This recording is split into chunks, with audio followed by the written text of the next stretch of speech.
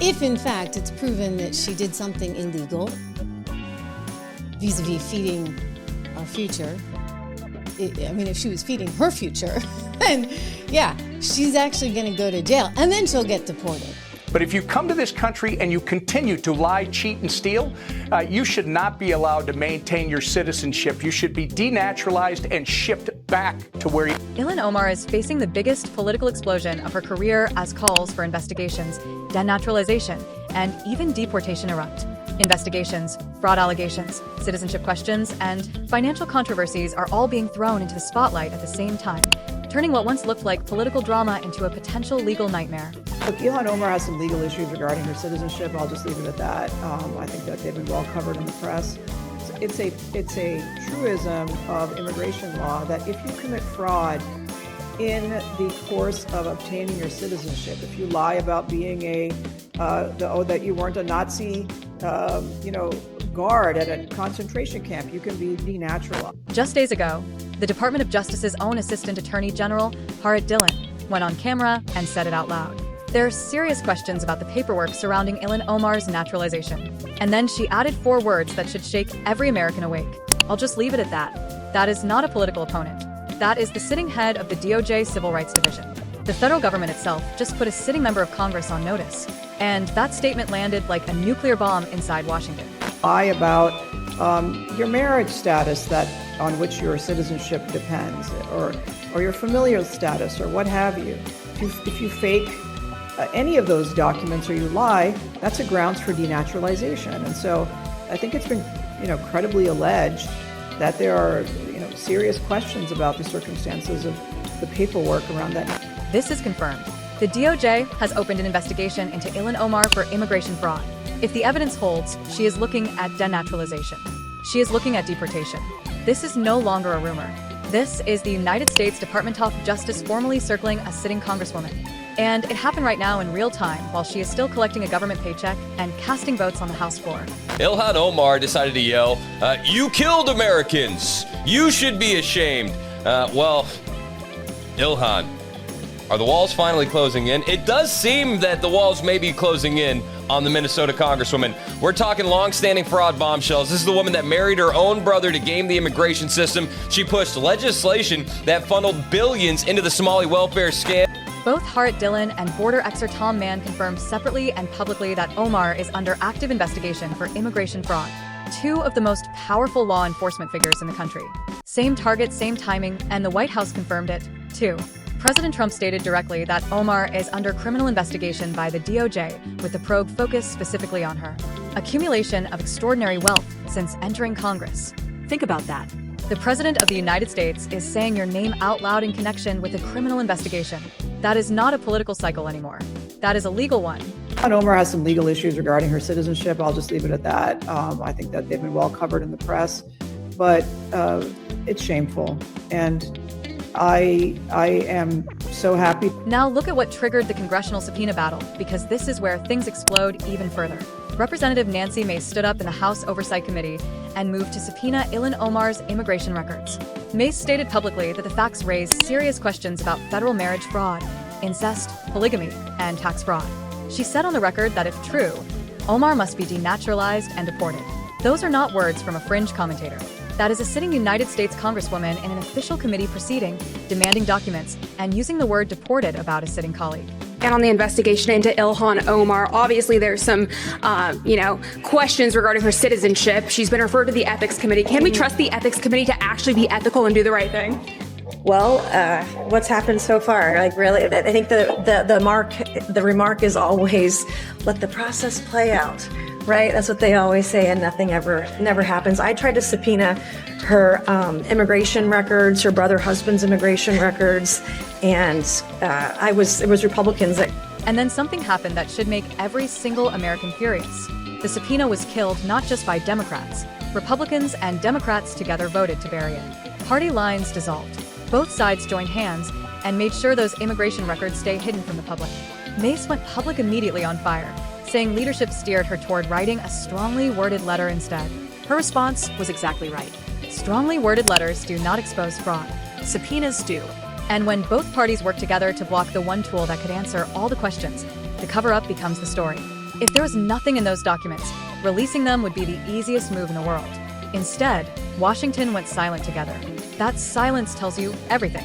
It seems like a pretty strong allegation that she was married at some point to her brother. Now, here's the interesting part, as I remember it. Her brother would be deportable for immigration fraud. But if you marry a citizen and it's fraud for them, even if you're naturalized, I'm not sure you can take away citizenship on that. Now, here is the core allegation that has followed Omar for years and refuses to disappear no matter how many times her allies try to kill it. The claim that she married her own biological brother in 2009, not out of love, not by accident, deliberately, according to investigators, to manipulate the immigration system and secure his residency in the United States. She had already entered a religious marriage in 2002. She never legally dissolved that union before entering the second marriage. That is potentially polygamy, on top of marriage fraud, on top of immigration fraud, all stacked together in a single set of documents. And sources inside the Department of Homeland Security have confirmed there is demonstrable evidence that this marriage was fraudulent. Demonstrable. That word matters. That is a DHS source going on record with the word demonstrable. Yeah, we're certainly aware of this, and it's something that has been looked into. Under U.S. law, the grounds for denaturalization is if citizenship was procured on the basis of fraud. It's very much a case-by-case basis, but that's something, of course, the president has truthed quite a bit about this, and that's something that people are looking into. Federal law is explicit. Knowingly entering a marriage to evade United States immigration law is a felony. It carries prison time. It carries substantial financial penalties. It carries denaturalization, and it carries deportation. Marrying a sibling is illegal in every single state in America, without exception. So if these allegations are proven, you are not looking at a political controversy. You are looking at multiple simultaneous felonies that strike at the very foundation of how she entered this country and how she obtained her citizenship. Yeah, we're certainly aware of this, and it's something that has been looked into. Under U.S. law, the grounds for denaturalization is if citizenship was procured on the basis of fraud.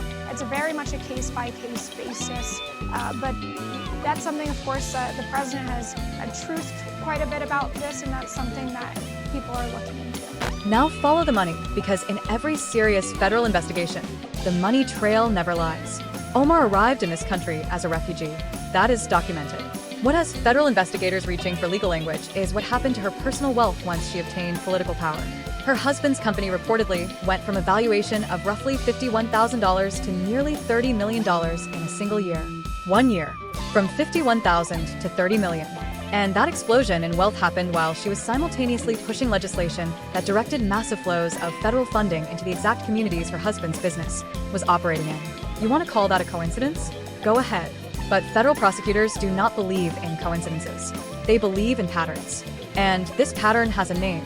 Becomes a multimillionaire. The last time I saw that fraud being a coincidence, I was about 2 years old. So, and wasn't able to think. As a prosecutor, I smell it. I mean, what can I tell you? $9 billion into a crooked community. The person who helped pass the law that made it possible to do that, she goes from being a pauper to one of the richest people in the community. Her campaign funds are under the same scrutiny. Her husband reportedly received approximately $8 million in payments connected to her campaign operation. Critics argue that paying your spouse that kind of money through campaign infrastructure is a mechanism for funneling political donations back into your own household. Whether that crosses the legal line is exactly what investigators are now determining. And her husband's prior business record is making this worse, not better. Claims of inflated asset management figures, unresolved tax disputes, and investor conflicts are adding layer after layer to a financial portrait that looks less and less like success and more like a carefully constructed money machine. Woman had said that DHS was looking into her case, but there's various aspects of her case. There's the case of, her marriage to her brother. There's the case of some money issues. There's the case of her father. And it seems to me if her father had committed fraud with his asylum case, and she was a minor at the time, then her naturalized citizenship would have been obtained invalidly.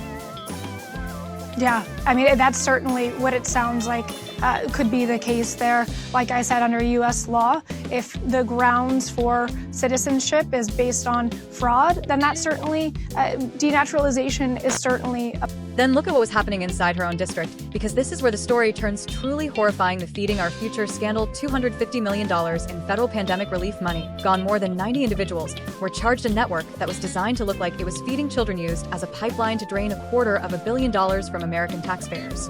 But it gets worse. Congressional testimony confirmed that millions of those fraudulently obtained dollars were routed overseas directly to Al-Shabaab, a United States designated foreign terrorist organization, an affiliate of Al-Qaeda. American taxpayer money stolen from a pandemic relief program ending up in the hands of terrorists. And this entire network operated inside Omar's district, inside her political base, inside the community she has represented and championed for years. Investigating the Minnesota fraudsters, looking into whether or not there was a connection between her husband's company, that's, what shall we call it, the venture capital firm that isn't, right? Whether there's a connection between that and their sudden escalation in wealth vis-a-vis feeding our... The House Oversight Committee is now actively examining whether federal authorities should pursue denaturalization cases tied to fraud convictions coming out of that network. They are examining whether state officials obstructed investigations to protect the people involved. And they are asking the question that Washington has been too afraid to ask out loud. Did money moving through the political ecosystem surrounding Omar end up funding designated terrorists? That question does not die quietly. That question demands an answer.